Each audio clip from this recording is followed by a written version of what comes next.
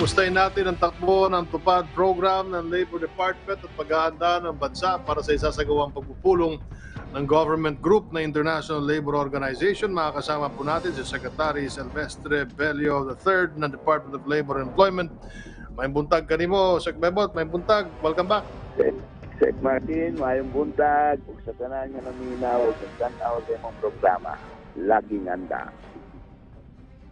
Sec Bebot, bago po matapos ang buwang kasalukuyang, pangungunahan po ng Pilipinas ang pinakaunang pagpupulong ng government group ng International Labor Organization o ILO sa Switzerland. Pakibahagi naman po, Secretary, ang magiging agenda ng nasabing pagpupulong at ano din ang maaaring asahan ng mga manggagawang Pilipino mula dito. Alam mo, Sec Martin, oo po ako bilang chairman ng ILO government sector. This is the first time in the 102 existence of ILO merong representative na uupo bilang chairman ng ILO government sector from a Asian country o a non-voting country pa, Sec Martin. Ngayon, ang aming i-agenda dyan is to democratize the ILO process. Kasi, Sec Martin, alam mo, kagaya ng sinabi ko, I was surprised paano ako nanalo. Kasi ang Philippines is not a non-voting delegate. Kaya ang kalabang ko may voting delegate. So, this is a first in the history of ILO, and we would like to democratize the process by allowing all delegates to the ILO government sector the voting authority. Para sa ganun, lahat ay pantay-pantay na. Ayan. Now, sa larangan naman sa overseas work, Sec Martin, we will also agenda the item on improving the employment contracts of all migrant workers in order to provide them sufficient security and safety as proper treatment. Iyon po ang i-agenda ko pag-upo ko doon sa October 27. Bilang bago pong pinuno ng grupo ng mga pamahalaan sa ILO, ano pong mga mahalagang responsibilidad ang gagampanan dito ng ating bansa? Well, we will preside. Tayo ang mag-preside yan, Sec Martin.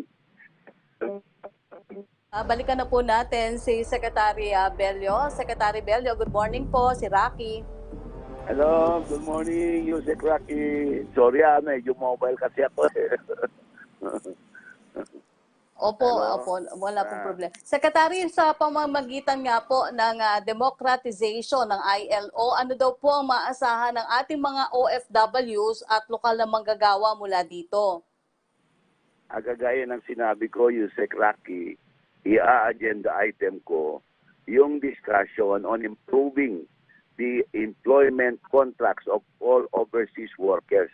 Para sa ganun, yung kontrata natin nila ay matitiyak natin na yung mga provisions will protect their interests, see to it that they have a rightful claim to their salaries, to their benefits as overseas workers, including their security of tenure and proper treatment. Yun ang aming ipaglalaban dyan sa first meeting of the ILO government sector, Sec Rocky. Opo. Secretary, pagdating naman po sa iba pang programa ng DOLE, sa inyo pong datos, gaano na po karaming manggagawa mula sa informal sector sa buong bansa po ang nabenepisyohan nitong tupad program naman na magsimula po ang pandemya at magkano na rin po ang naibigay sa ilalim nitong programa? Naku, Sec Rocky, napakarami na tayong inabot na mga informal workers. Umaabot na tayo ng mga around 2.6 million informal workers, and we have spent about 7 billion for the financial aid to our workers. And then we also spent about 6 billion for the formal workers. Ito yung mga regular workers na nawalan ng trabaho o kaya kahit na may trabaho ay nabawasan ang kita dahil sa nabawasan ng trabaho. And then finally, we also have a very big portion of our budget that went to the overseas Filipino workers, yung mga OFWs, we were able to assist 725,000 OFWs, which involve about 12 billion pesos. Yun po ang naibigay natin tulong sa ating mga kababayan sa private at saka sa informal sectors, formal sectors, and overseas Filipino workers. Opo, Secretary, ano naman daw po ang mga hakbang o ginagawa ng DOLE upang ulit ang naging issue kamakailan hinggil sa umano'y irregularidad sa implementasyon nito at para daw po mas mapabuti pa yung pag-roll out ng programang tupad sa buong bansa? Alam mo, Yusek Rocky, sa buong bansa, isa lang area nagka-problema kami. At ito ay inasikaso namin, pina-investigate naman yung investigation. At pag natapos yan, ay habulin namin yung mga personalities, both from the government and the private sector, na involved sa irregularity. Pero as a safety measure, sinuspend ko muna ang implementation ng tupad program doon sa distrito ng Quezon City, Rocky. Opo. Pero Secretary, hinggil pa rin po sa implementasyon nitong serbisyong tupad, magkano na lamang daw po ang natitirang pondo nito para sa kasalukuyang taon at ilan pa po daw manggagawa mula sa informal sector ang inaasahang mabibigyan o mabibiyayaan na hanggang matapos ang 2021? For this year, 2021, Yusek Rocky, we still have about 2 billion.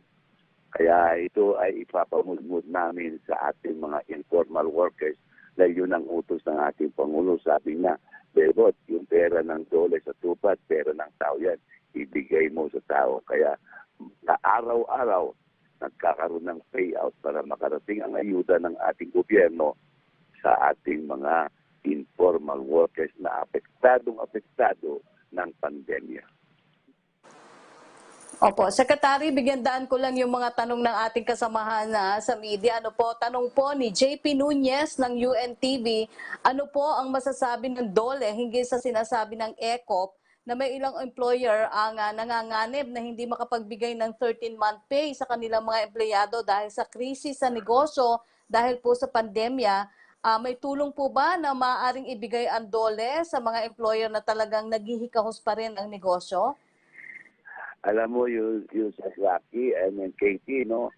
Talagang I can feel the agony of the employers. Talaga naman, hindi mo ma-deny na talagang apektado na yung ating mga negosyante, lalo sa mga micro, small, and medium enterprises. Talagang gipit na sila. Ang problema nga lang, Katie and Yusek Rocky, itong 13-month pay is not only illegal, but also a statutory obligation na kailangan bayaran. That's why nagkipag-usap ako kay President Sergio Luis ng ECOP, and we had a previous meeting with Secretary Mon Lopez of the Department of Trade and Industry na baka mabigyan ng soft loan ang ating mga employers para sa ganun ay magampanan nila, they can fulfill their obligation under the law, and that is to pay the 13-month pay of all their employees on or before December 24 of this year.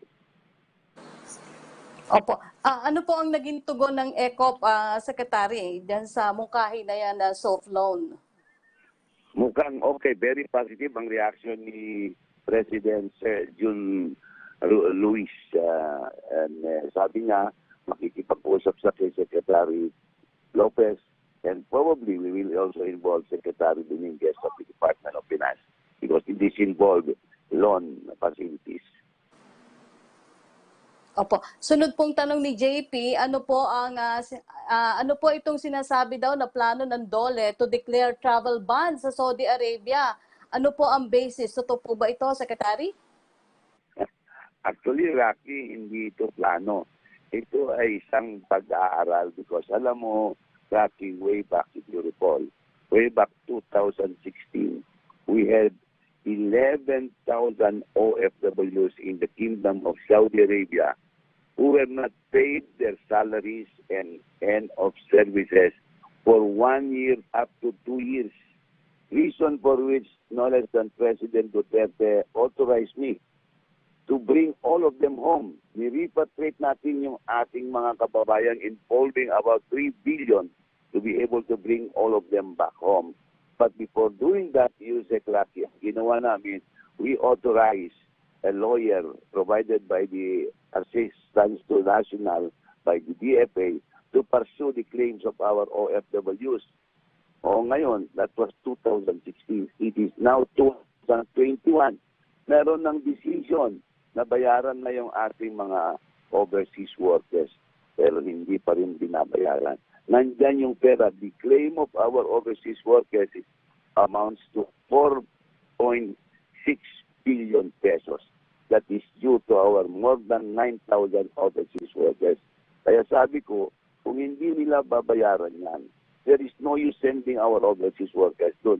Kaya sabi ko kay the Administrator Kakdak and Administrator Olaila ng POA, pag-aralan ninyo na siguro it's high time we have to show the people of Saudi na our people deserve the justice because they've been toiling for years just to get these claims nila.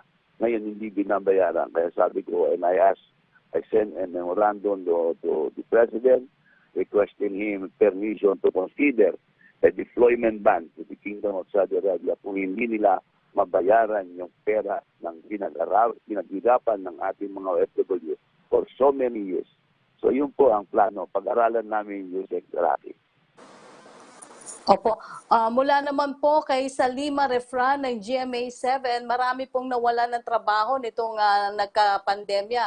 Sa ngayon po ba, nakikita natin na mas magkakaroon ng job opportunities ngayong Christmas season at pagbaba ng alert level sa Metro Manila? Naku, napakagandang balita yan, yung Lucky, no? At napalundang nga ako kahapon nung niluwagan ng ating IATF, yung mga protocols at saka yung mga alert level. At dinagdagan pa nila yung pinakiusap namin ni Sec June Nesteron at saka si Sec Mon Lopez na kapag merong silang safety seal at saka vaksinado, madagdagan yung capacity from 30 to another 20%, but from 50 to another 20% to the 70. This will revive our economy. Gaganda ng konti ang negosyo. Pag gumanda ang negosyo, gaganda ang employment opportunities. Opo. Secretary, wala pa rin po kay Salima Refran ng GMA News. Ano-ano pong trabaho ang nanunumbalik po ngayon at saang mga industriya? Requirement daw po ba dito ang dapat bakunado na? Yung pinakamagandang industry natin ngayon, yung construction industry, manufacturing industry, yung BPO, yan ang mga umuusat na, Lucky. At saka, yung patakaran na hindi pwedeng pumasok kung hindi bakunado, walang legal basis. You cannot make it mandatory for a person or a worker to be vaccinated to be able to return to work. Kasi wala pang batas. We need a law for that purpose. Kung walang batas, hindi mo mapilit kahit sino, lalong-lalo ang mga manggagawa na magpabakuna. Okay. Secretary, kami po ay nagpapasalamat sa inyong panahon at impormasyon. Maraming salamat po sa pagsama nyo sa amin ngayong umaga. Secretary Bebot Bello III, mabuhay po kayo, Secretary. Maraming salamat, Rocky. Mabuhay din po kayo ni Sec Martin. Mabuhay ang PTV4. Mas hugas iwan. Good morning po.